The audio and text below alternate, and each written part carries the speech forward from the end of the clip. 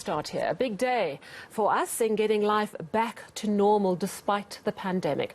The Health Department's digital vaccination portal went live this morning. This, of course, to issue South African travellers with globally compliant proof of vaccination. Acting DG of the Health Department, Dr. Nicholas Crisp, joins me now. Dr. Crisp, thank you so much for your time. How has this official first day gone? Any glitches, and how many people have managed to register?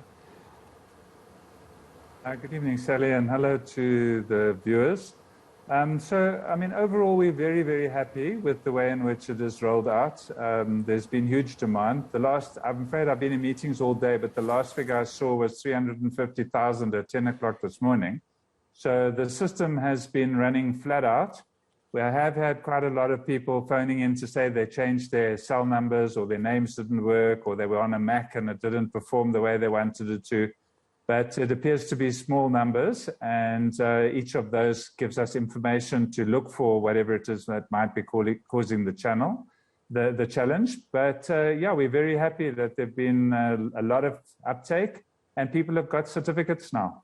This is amazing news. 350,000, that was already at 10 o'clock this morning. One of the problems, Pfizer immunity wanes after about 6 months. How are you going to make sure that the certificates stay valid and updated and that booster shots are given on time? Okay, so this is a patient record for all intents and purposes, and we intend to build on the technology we've used for this to make a patient record. So in the trial version that we were testing earlier in the week, it had an expiry date, and the intention was to tell people that when you get your booster shot, if you do, or an additional dose, if you're somebody who's got a specific reason for getting that from a medical perspective, or if you've only had one Pfizer dose when you download your certificates and you still got to get your second one. So for any reason, if your vaccination status changes into the future, you would just go and download an updated version of reset it and get a new version of your vaccination certificate.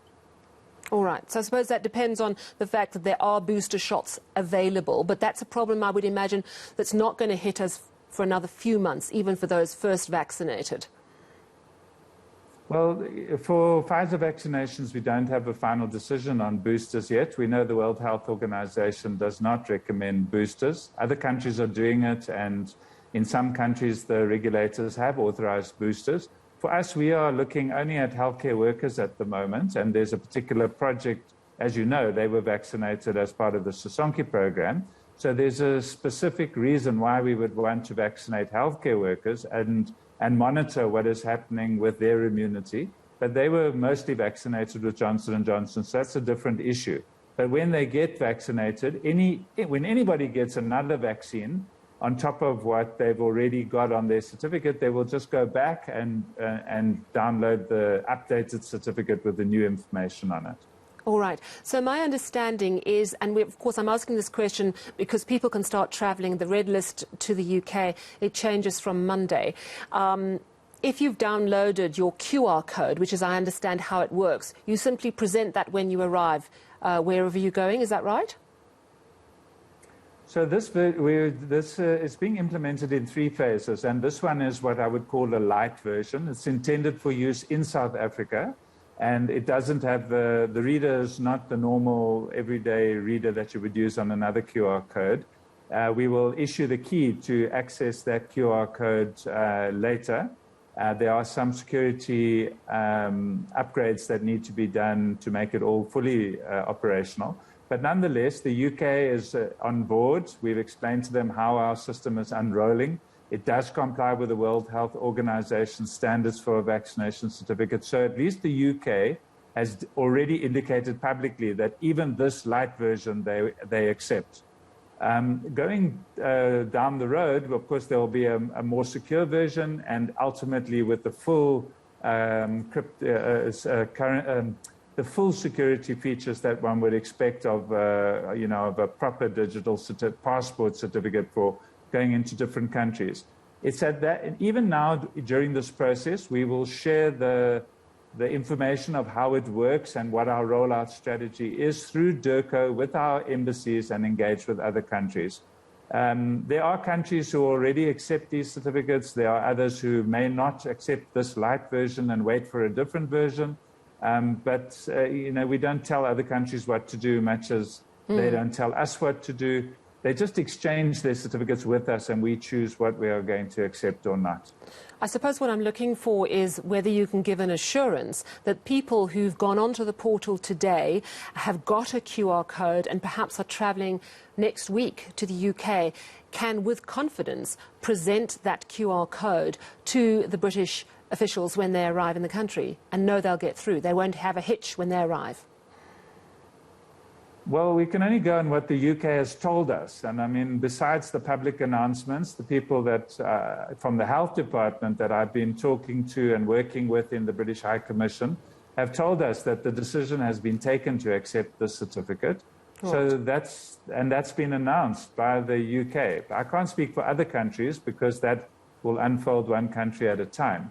But certainly the UK, we have a relationship with them now, especially around all our swapping of scientific information and the card and the development on the cards.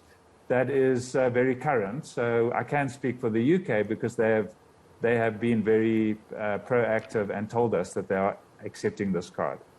I want to speak to you now a little bit more about the hospitalisations. We know a few weeks ago there was a very powerful statement made about the importance of vaccinations, and it came from Groote Schuur, where I think at that point, on that particular day or those particular days, not a single person in ICU with COVID had been vaccinated, making the point that vaccinations really do protect you. You're getting more and more data about people in hospital and in ICU with COVID now. What are the stats saying about the vaccinated versus the unvaccinated in hospital? Okay, so I'll start with the general picture that we are seeing, and then I'll make some qualified comments. The general picture is that across the country, on a 7-day rolling average, we have not seen above 20% of people in hospital vaccinated. So it means that the bulk of the people who are in hospital are unvaccinated people. Amongst those who have been vaccinated, who are in hospital, we now need to be a little bit more careful and deliberate about unpacking it. And the question is, how many of them have had only one dose of Pfizer, which we know covers you against mild illness, but may not be so efficient against, some complications that might end up in a hospital or an ICU. And then some people have had Johnson & Johnson vaccine, but they may have had it some time ago and may have already had waning immunity or may have comorbidities of a particular nature. So that's what we are busy looking at in detail at the moment to try and understand, not just from one or two hospitals, because there are other hospitals who've also reported that none of the people in their hospital who are currently hospitalized has been, all of them are unvaccinated, not one of them has been vaccinated. So, those are encouraging, but they're anecdotes that we can go back and look at. The question is for those where people are being admitted, because despite being vaccinated, what's the pattern there? And that's a little bit more complicated to unscramble because it's a moving average as well. Okay, I understand, and it's important that we absolutely do the right science and the right calculations, but what I'm hearing is that on average, 80% of people in hospital with COVID, at the very least, are unvaccinated. I want to speak to you... That's the bottom line. Right. So I've just looked at the latest 24-hour figures, 924 new cases across the country, which is really low, but we're seeing 132 deaths. That's still pretty high, isn't it? Yeah. So, what has happened in the other waves is that we see the hospitalizations following the case detection by a few days and sometimes more than a week, and that the people who are in hospital after the end of a wave are often those who have been there for some time because they've got complications. And that's the group of people in whom one then starts to see deaths. So it's not abnormal that you see in these waves that we see the deaths and the number of hospitalized people lagging behind the change in the case detection and the admissions that we were seeing before. It's just a slight delay in the sequence of what we are seeing.